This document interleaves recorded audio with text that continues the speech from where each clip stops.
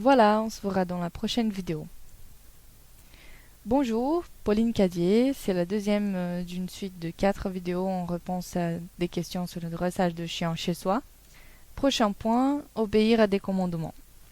On m'a raconté sur des chiens qui n'obéissent pas leur maître, qui ne viennent pas au rappel, ne respectent pas quand on leur dit non. Bon, celle-ci, en fait, c'est une question de dressage général, d'obéissance. Le chien ne va pas obéir le maître qui lui dit non simplement parce qu'il dit non. Il ne va vous obéir qu'au jour où il saura ce que le commandement veut dire. Voilà, donc dire non et simplement penser que le chien comprend tout ce que vous dites, ce n'est pas vraiment comme ça que ça marche. Vous devez le faire comprendre qu'il non veut dire qu'il doit arrêter de faire ce qu'il est en train de faire. Mais le problème, c'est que les chiens ne parlent pas français. Donc on doit leur apprendre ce que chaque mot veut dire. Et je reparlerai un peu de ça après. Encore une question courante, c'est sur le dressage de chiens de garde des chiens d'aveugles. Et je dois dire qu'honnêtement, je n'ai jamais travaillé avec ces deux pratiques.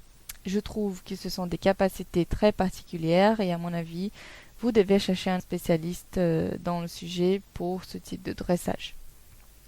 Encore, à propos de la nourriture, ça change beaucoup.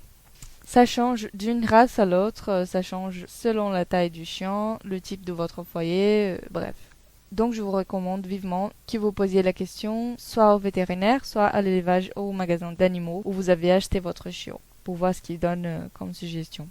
Alors moi, ce que je fais avec mes chiens est garder un emploi du temps fixe. Donc mes chiens mangent 3 fois par jour. Le matin, dès que je me réveille, je leur donne à manger et puis on fait une promenade ensemble, ils profitent pour faire leurs besoins. Une fois l'après-midi, je fais de sorte qu'ils soient nourris aussi, une fois le soir lorsque je rentre.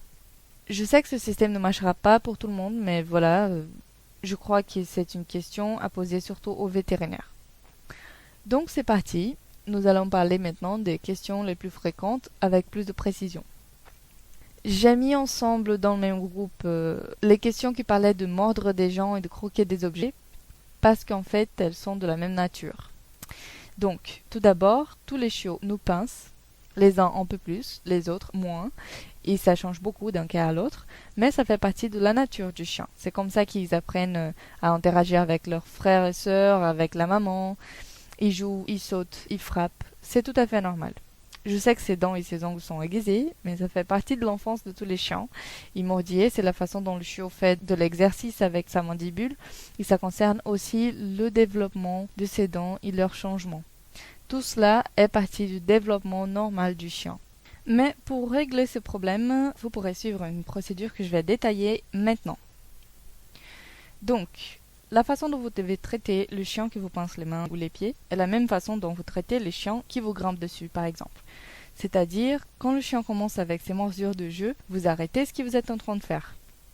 Si vous êtes en train de le caresser ou avec votre main sur lui, vous arrêtez, vous vous levez et vous sortez. Vous sortez de la pièce, tout simplement. Ce que vous serez en train de montrer à votre chien est que si vous mord, vous partez, il perd votre attention. Donc bientôt, il va comprendre que ce jeu n'est pas vraiment bien, qu'il ne marche pas, parce qu'il a comme conséquence la perte de votre attention. Et il va finir un jour par ne plus vous pincer.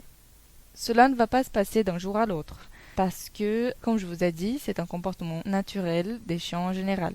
Mais c'est comme ça que vous allez régler ce problème. Simplement, ignorez le chien. Dès qu'il vous pince, il apprendra qu'il ne doit pas le faire. Et à propos de chiens qui détruit tout, il n'y a pas d'autre solution. Il faut lui imposer des limites. Vous pourrez le mettre dans une pièce où il n'y a rien qu'il ne puisse pas mordre, c'est-à-dire un endroit où il peut mordiller tout ce qui est à sa portée. Ça peut être la buanderie ou la cuisine, n'importe où. Le chien qui n'a toujours pas la capacité de vivre entre les objets de la maison ne peut pas y avoir l'accès illimité, ça c'est clair. Vous ne pouvez pas le laisser libre parce qu'il ne sait pas comment il faut agir. Et il va maudire tout ce qu'il trouve. Donc, ma recommandation est que vous achetiez un tas de petites peluches, des jouets pour des chiens qui puissent croquer. Il y a plusieurs modèles de jouets chez les magasins d'animaux qui pourra mordiller pour soulager cette sensation qu'il y a dans la bouche quand les dents poussent. Ce que vous pourrez faire aussi est réduire la quantité de choses à sa portée. Et au bout d'un moment, il va s'habituer naturellement à mordre ses propres jouets et vous pourrez lui donner plus de liberté dans la maison. Au début, il va falloir le faire de façon contrôlée. Voilà, il ne peut pas rester seul, sans surveillance. Et puis petit à petit, lui permettre de circuler avec plus de liberté. Ça va se passer doucement, mais ça arrivera. Bon, le thème suivant dont je vais parler est la promenade en laisse. La plupart des chiens deviennent trop agités et tirent beaucoup lorsqu'ils sortent en laisse. D'ailleurs, au plus souvent, c'est nous-mêmes qui leur apprenons ça. C'est l'habitude de prendre la laisse et de dire « Allez Chico, on sort, allez, on se promène ». Et comme ça, le chien devient super excité, il ne peut pas se contrôler parce qu'il adore se promener. Et finalement, dès qu'il met la tête dehors, il commence à tirer très très fort sur la laisse et vous le suivez.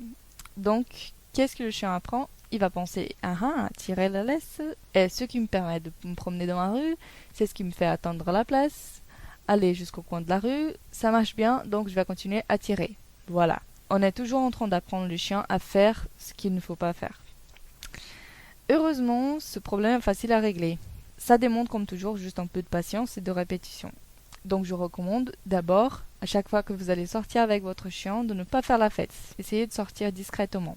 Laissez toujours votre chien habillé avec le collier, et pour ça je recommande un collier normal, en cuir, en métal, pas avec des étrangleurs ou des épis. Et si votre chien est trop excité pour sortir, vous pourrez jouer un peu avec lui dans le jardin. Par exemple, jeter une balle de tennis et le faire courir pour la chercher pendant environ 15-10 minutes, juste pour le rendre un peu fatigué. Donc vous le faites bouger pour qu'il dépense un peu de son énergie avant de sortir se promener. Seulement après, vous attachez alors la laisse et vous sortez avec lui.